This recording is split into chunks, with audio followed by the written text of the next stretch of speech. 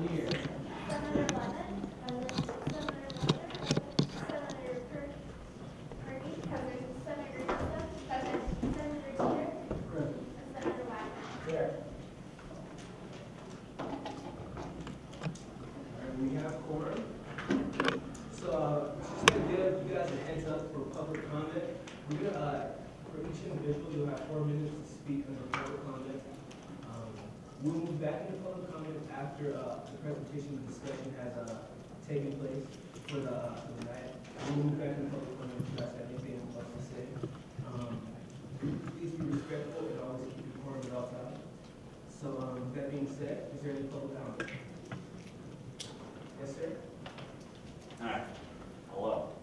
Could you use a moment? I could do that. But this doesn't count as part of my 4 minutes. Just a brief moment. With the members from University Affairs, please introduce yourself to the public. We'll start with Ms. Senior Shafsky. My name is Kimia Shafsky. I'm a senator for the Division of Health Sciences. Christine Lerner, College of Science. Will Wagner, College of Science. Haley Anderson, College of Engineering. Leah Moser, College of Liberal Arts. Mitch Bottlehead, College of Liberal Arts. Jeremy Teeter, Division of Sciences. Ann Newsom, College of Liberal Arts. Jessica Purdy, College of Education. All right, thank you. So, Mr. Perry, would you like to Mr. Barry. Hello. Some of you might know me. I'm Barry Belmont with the UNR Students for Liberty. We'll get to that in a minute. I had a whole speech prepared today, and for the life of me, I could not remember it. But I was walking downstairs earlier today in the food court, and I saw maybe 1,000 people, and they were eating potatoes and ice cream, and they were eating pizza and sushi, things I couldn't even understand. More food than I could comprehend. And this was only 1,000 people, and I didn't know what their tastes were. And if I couldn't understand what they wanted to eat, which is the simplest of all things, I don't think I could understand, if I didn't know how they wanted to spend their $7 for lunch, I don't know how anyone can claim to know how they want to spend $75 forever for college. But I'm Barry Belmont, the Students for Liberty, and we're a club that unfortunately exploits the ASUN quite heartily. We've gotten about $4,000 for food, for catering, and we literally just, it's waste in its most embodied form. And that's just one club as a leech on the system, and that's just with a $6,000 minimum. That's how we exploit it. That's how anyone would exploit it. If there's $6,000, you go for $6,000. What you're proposing to do is dangle a $1.6 million carrot in front of the very same people. And if you think we're only going to get $4,000, you're mistaken. If you think that some bureaucrat is not going to try to line their pockets with more than $4,000, you're mistaken. It's a great idea, I guess. I like the idea, 24-hour campus. It's wonderful. Diversity, wonderful, all great things. But I don't understand how to spend $7 at lunch. And I don't know if you guys do either. Thanks. Vice President Jose. Thank you, Chairman. I just want to say, Senators, whether you guys support a joint vision and a future proposal or not, just really think about who it's really going to be affecting. I know as ASUN we tend to stick in our own bubble, but I'd really like to challenge ourselves. Like, we need to challenge ourselves to break out of the little corner of Joe that we have here and reach out to the greater student body. Because truthfully, ASUN is a minority on campus. We are, what, 60 students of 13,000, so I think we should really solicit the entire student body's opinion on this. Thank you, Vice President. Sir, please introduce yourself. Yeah, my name is David J. Colbert. I can go by Jay. This proposal has been compared to the proposal that built this building and the building next door. These were visionary ideas, and this body created that. It looked into the future, it said, where do we need to go? This proposal, however, is geared at the past. This proposal is how can we get back what we lost, what we're sad that we don't have, or that we're not as organized, like the writing center. And those those specifics are your job, and it shouldn't be handed to you as an as-is proposal in one $75 chunk. Like, you should be looking at each of these specific ideas and evaluating them and creating specific bills to represent the student body, to represent your college's interests, not to create a $1.2 million student activities center that's not even run by students. The ASUN was created because we live in a democratic state. We have a democracy where you were voted into your position so that you can represent interests.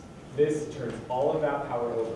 In 2008, we voted for $5 to go to this body, and that money was taken by the Board of Regents. We can't just vote this money into the administration's control without, at first, evaluating each specific thing. We also need to maintain control of that money so that in the future, it actually does what we want. The Writing Center was paid for by money that was going to the school in the same way that the $75 would go to the school. But it was cut, it was taken. Teachers' jobs were taken. Good teachers like Rich Axel is now in a tenured position at Virginia Tech because we couldn't afford to pay him here. But this proposal doesn't address those issues. It's nostalgic, and it's just throwing money at an administration that is not really interested in running student activities. Thanks.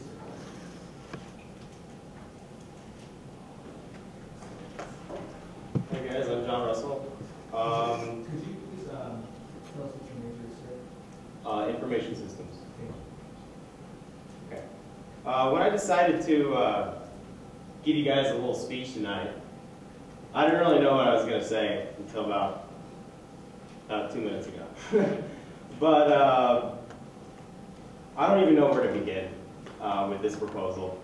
I could go on and on about the dangers of trying to double student fees at 8:30, 9 o'clock at night without a student body vote.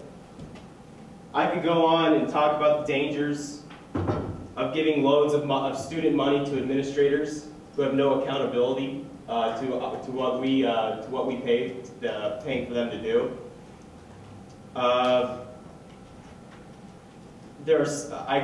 Barry touched on a little bit some of the dangers of trying to give you guys more money when there is money currently being spent inappropriately. But instead, I thought I would go and tell you guys, for those of you that have already made the decision to vote yes, why you are going to be voting yes. I think you're going to be voting yes because you think you're smarter than us. I think you think that you know better how to spend our money than we do. I think you guys think you know that this proposal is going to be so good for the university that if us only knew how good it was, that how good this proposal was, that we would vote right along with you. And because we don't, we're probably not as smart as you guys. So my point being, I'm going to keep this short, is how dare you guys think that you represent us and that you know how to spend other people's money than we do. How dare you. Thank you. Thank you, Mr. Hello guys, my name is El Conley. I'm a history major. I'm a natural history major. Basically, I just want to say tonight that if this proposal for this fee increase isn't put into a vote by the student body, that it would be the greatest insult that this association has given to this university that this title exists.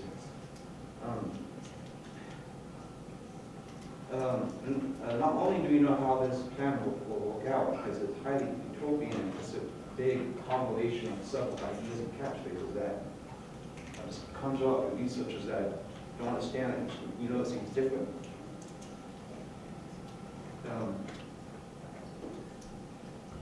The primary problem here is that, as the representatives on the student delivery pointed out, we don't know what democracy does. It is self-interested. At least we all can see it's self